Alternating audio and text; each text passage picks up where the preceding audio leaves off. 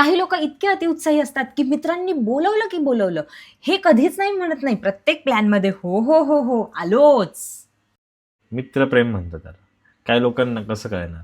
मित्र वनव्यामध्ये गारव्यासारखा दुःख अडवायला काही लोक इतके मोरासारखा. खडूस असतात, इतके कंजूस असतात की त्यांना कधीच स्वतःहून वाटत नाही की स्वतःच्या बहिणीला पार्टी द्यावी. एक वेळ सूर्य पश्चिमेला उगवेल पण हे कधीच बदलणार नाहीत.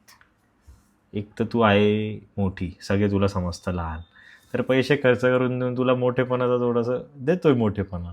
तर माझं कसं आहे म्हणणं, दीदी तू खर्च कर, तुझा लहान भाऊ आहे तुझ्या मागे.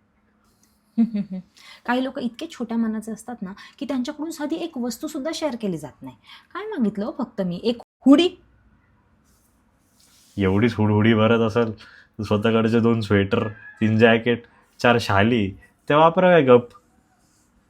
तसं काही लोक विसरतायत की आता 31 डिसेंबर येतोय आणि मित्रांसोबत जर का पार्टीचा प्लॅन बनवायचा असेल तर घरून परमिशनची गरज लागेल, ज्याच्यासाठी तोंड घेऊन स्वतःच्या बहिणीकडे यावंच लागेल. पण काही लोक हे पण विसरत आहेत, 31 डिसेंबरला एकादशी येते, त्याच्यामुळे पार्टीची प्लॅनिंग आधीच झालेली आहे. जर कोणाला परमिशनसाठी हेल्प हवी असेल तर ते प्लीज म्हणू शकता. येऊ का?